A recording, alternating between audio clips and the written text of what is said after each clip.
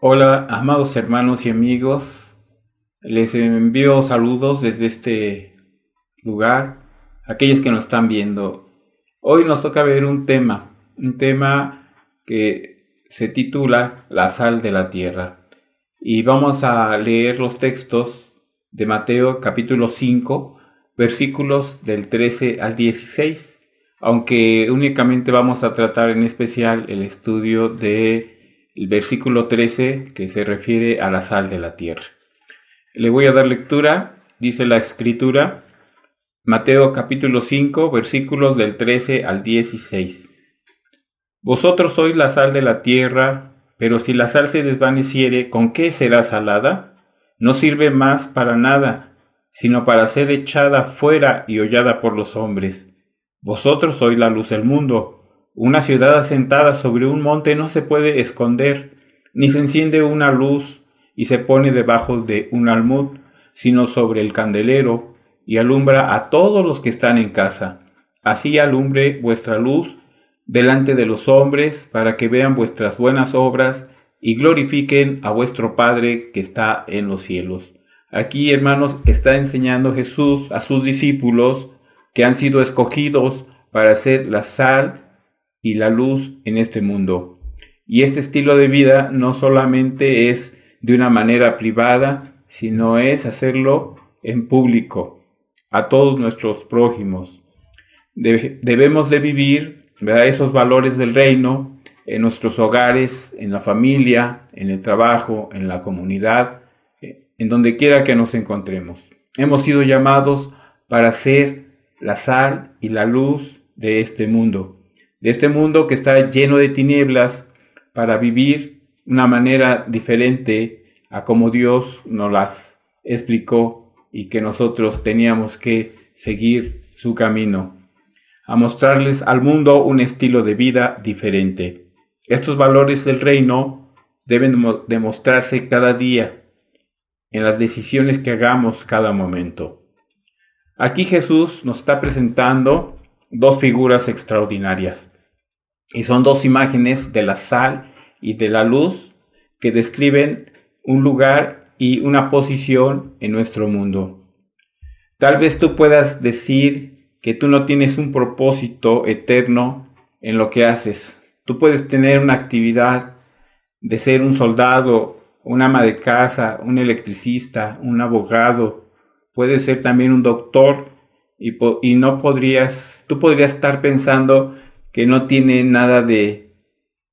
que no tiene un propósito tu vida, y que realmente pues no puedes tú ayudar o no puedes tú hacer o cumplir este llamado. Pero realmente hemos sido llamados con ese propósito principal para no perdernos y poder saber por qué estamos aquí. ¿Cuál es la razón de nuestra existencia aquí en esta tierra? ¿Cuál es tu lugar en este mundo? Por eso Jesús empieza a decirles a sus discípulos, a través de este versículo que leímos en el capítulo 5 de Mateo, en la primera parte del versículo 13, dice la Escritura: vosotros sois la sal de la tierra. Y la sal, hermanos, tiene un triple propósito. El primero de ellos es que la sal es un conservador que impide la corrupción. Voy a repetirlo: la sal es un conservador que impide la corrupción. Esto quiere decir que la sal presenta una imagen de pureza y santidad. En las Escrituras, la sal es una ilustración contraria a la levadura. ¿Qué es la levadura? La levadura es un agente corruptor. Sin embargo, la sal es un agente purificador. La levadura, en la mayoría de los casos, vemos que el pan y las galletas tienen este ingrediente de la levadura. Y esto es lo que hace que la masa crezca o se infle por fermentación. Sin embargo, el pan que el pueblo de Dios comió durante la Pascua, en los sacrificios que la gente ofrecía bajo el Antiguo Testamento, tenía que estar libre de levadura, porque la levadura presenta el pecado o el mal. Siempre que la levadura se menciona en la Biblia 22 veces en el Antiguo Testamento y 17 veces en el Nuevo Testamento, hace una figura de pecado, o sea, simboliza el pecado del hombre. Y debemos saber que como creyentes, nuestros cuerpos son la casa o el templo de Dios, y se nos dice que no nos contaminemos, o que no contaminemos el templo de Dios con el pecado. Y en el pasaje de 1 de Corintios capítulo 3, versículos 16 y 17, nos dice la Escritura: ¿no sabéis que sois templo de Dios y que el Espíritu de Dios mora en vosotros? Si alguno destruye el templo de Dios, Dios le destruirá a él, porque el templo de Dios, el cual sois vosotros, santo es. Más bien debemos, hermanos, glorificar a Dios en nuestros cuerpos, porque también en 1 Corintios 6:19 nos dice el apóstol Pablo: ¿o ignoráis que vuestro cuerpo es templo del Espíritu Santo, el cual está en vosotros, el cual tenéis de Dios y que no sois vuestros? El versículo 20 dice: porque habéis sido comprados por precio. Glorificad pues a Dios en vuestro cuerpo y en vuestro espíritu, los cuales son de Dios. La Biblia nos dice que cada sacrificio que se ofrecía ante Dios tenía que ser sazonado con sal. Esto se puede ver en Levítico capítulo 2, versículo 13. Nos dice la Escritura: y sazonarás con sal toda ofrenda que presentes, y no harás que falte jamás de tu ofrenda la sal del pacto de tu Dios. En toda ofrenda tuya ofrecerás sal. Esto, amados hermanos, quiere decir que la sal debería ser incluida en los sacrificios de corderos, de carneros o de machos cabríos. Él dijo: con todas tus ofrendas harás esto. ¿Por qué? Porque la sal es un conservador. Por supuesto que en esos días, cuando mataban a un animal, no tenían refrigerador, por lo tanto no podían poner la carne en el congelador. Entonces, lo que hacían era frotar la carne con la sal para evitar que se descompusiera y así duraba más tiempo. Por lo tanto, la sal era un agente protector y conservador que impedía la corrupción.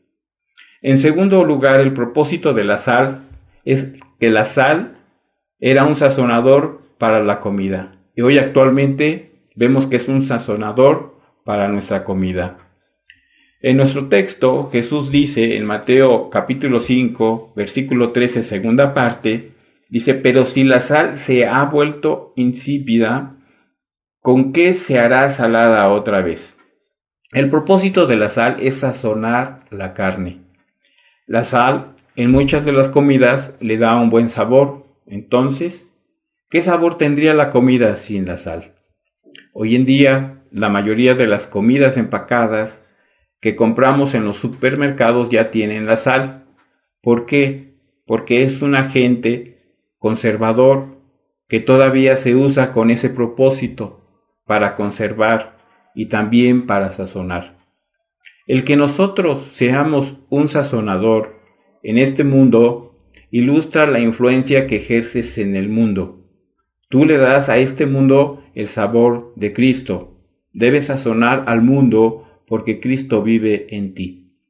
Debemos recordar, por lo tanto, no perder ese sabor, porque de otra manera perderíamos el propósito de nuestra vida. Y en tercer lugar, el propósito de la sal es este: sin la sal no se puede preservar la vida. Los científicos que entienden la estructura de la célula y los procesos que ocurren dentro de las células en el cuerpo nos dicen que sin sal las células no funcionan. Sin sal las células no se pueden reproducir. ¿Por qué? Porque la sal regula la hidratación de la célula y así regula el cuerpo entero. La sal regula la eliminación de las toxinas de cada una de las células dentro del cuerpo. De manera que la sal es esencial para la vida. Sin la sal no habría vida. El agua que hoy nos venden en botellas y en garrafones, en el proceso de purificación le quitan los minerales. Por eso debemos de tomar agua poniéndole el limón con la sal de mar, porque la sal es un mineral. Es por eso que Jesús les dijo a los discípulos que deben de tener sal en sí mismos. Y vayamos al Evangelio de Marcos. En el capítulo 9, versículos 49 y 50, nos dice: porque todos serán salados con fuego, y todo sacrificio será salado con sal. Buena es la sal. Mas si la sal se hace insípida, ¿con qué la sazonarías? Tened sal en vosotros mismos, y tened paz los unos con los otros. La frase de este versículo 49 nos dice: todos serán salados con fuego. Esto se refiere a que los discípulos tendrían que pasar por el fuego de la purificación, principalmente por el Espíritu, pero también por una disciplina y una persecución.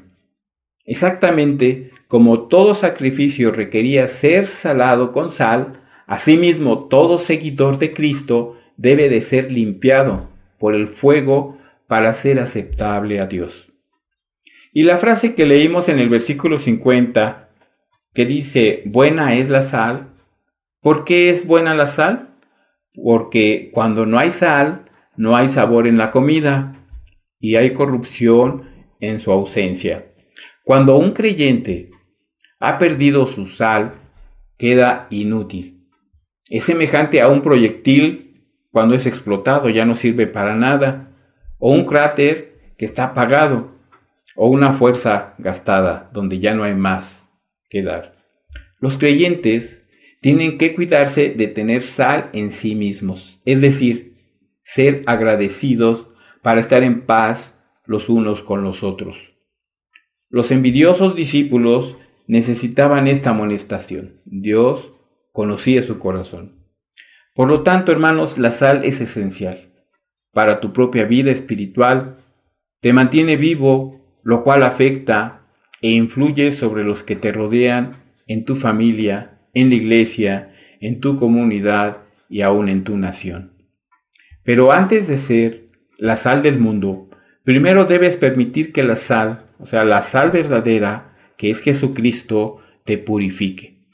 La sal de la pureza en tu propia vida va a ser esencial para tu progreso y salud espiritual. Y también va a ser esencial para la iglesia de Jesucristo. Entonces, la pureza es esencial para tu matrimonio, para todas las relaciones que tengas con los demás. Entre más puro seas por dentro, más grande será la transformación y eso le traerá paz a todas tus relaciones. Ahora, si reconoces este propósito de la sal y su significado bíblico, entonces comenzarás a captar la importancia de tu vida en este mundo como discípulo de Cristo. Veamos la importancia de la sal. La historia nos dice que el salario del soldado romano se pagaba con sal. Así es como surgió la palabra salario, que deriva de la palabra sal. Así también es como surgió el dicho de una persona que tiene sal. La sal es una imagen muy impactante y ha jugado un importante papel en la historia. ¿Cómo puede entonces un creyente con sal conservar el mundo que le rodea? Primeramente, te conviertes en sal cuando permites que el Señor te da el carácter piadoso descrito en las bienaventuranzas. Es por eso que Jesús les da a sus discípulos esta exhortación que demuestren los valores del reino.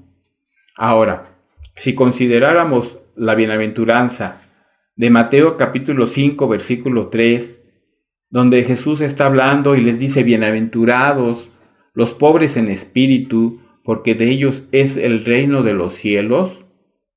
¿Cuáles son entonces las actitudes que necesitamos? Debemos, en primer lugar, reconocer que somos pobres espiritualmente, que no tenemos nada que ofrecerle a Dios. Cuando reconocemos que no tenemos nada bueno dentro de nosotros y humildemente lamentamos nuestro pecado y nos arrepentimos, entonces vamos a adquirir un carácter maleable ante Dios y eso te ayuda a ser manso con los demás. Y esa actitud de nuestro corazón nos despierta en tener hambre y sed de justicia.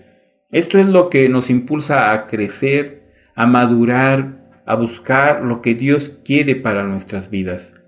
Dios cambia nuestra vida y nos hace ser más compasivos con los demás. Las personas que están alrededor nuestro necesitan ver el ejemplo de un hombre piadoso o una mujer piadosa. Y por lo tanto, la influencia de Dios a través de nosotros también los protegerá de la corrupción que les rodea. Este mundo está repleto de perversión. Tú lo sabes, yo lo sé. Nuestros noticieros nos dicen de cómo está caminando este mundo. Y como creyentes, hermanos, nosotros somos el conservante de este mundo. En segundo lugar, la manera de ser la sal en este mundo es por medio de tu habla. En Colosenses capítulo 4 versículo 6, Pablo le dice a la iglesia de Colosas: sea vuestra palabra siempre con gracia, sazonada con sal, para que sepáis cómo debéis responder a cada uno. Fijémonos lo que el apóstol dice aquí: la conversación sazonada con sal es una conversación con gracia, es una conversación cariñosa. Las palabras que salen de tu boca edifican a los demás en lugar de destruirlos. Es cierto que la profecía es para exhortar, edificar, pero también consolar, y muchas veces nos olvidamos de estas cosas. De esa manera, entonces, Pablo relaciona el habla con la sal. Y entonces, la pregunta es: ¿eres chismoso o censuras a los demás? ¿Eres criticón o les hablas a otros con dureza? Si es así, tu habla es todo lo contrario a la sal. Mira lo que Jesús dice en Mateo capítulo 5, versículo 13. Vosotros sois la sal de la tierra, pero si la sal se desvaneciere, ¿con qué será salada? No sirve más para nada, sino para ser echada fuera y hollada por los hombres. ¿Qué quiere decir Jesús con estas palabras? Está diciendo que es esencial ser la sal de este mundo. En otras palabras, si no ejercemos una influencia piadosa sobre este mundo, no tenemos una razón de existir. No tenemos una razón de existir porque no estamos cumpliendo el propósito para lo cual fuimos creados. Tu estilo de vida piadoso y tu habla piadosa son muy importantes para el reino de Dios. Mira lo que dice Santiago acerca del habla. Si alguien se cree religioso, pero no refrena su lengua, sino que engaña a su propio corazón, la religión del tal es vana. La religión vana es como la sal insípida.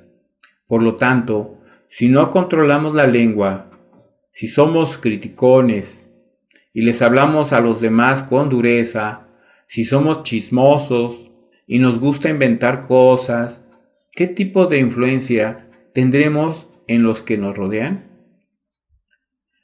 ¿Se puede entonces volver insípida la sal? Seguramente que sí.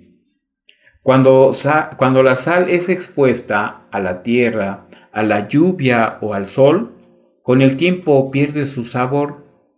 Cuando la sal almacenada se volvía insípida y perdía su sabor, la tiraban. Tomaban la sal y la echaban en las veredas para matar la maleza y evitar que volviera a brotar. ¿Por qué hacían esto? Porque la sal ya no servía para su uso original. Jesús usa una imagen clara que todos entienden. Él dice que si nosotros, siendo la iglesia, no estamos cumpliendo con el propósito por el cual nosotros fuimos creados, no vamos a servir para nada.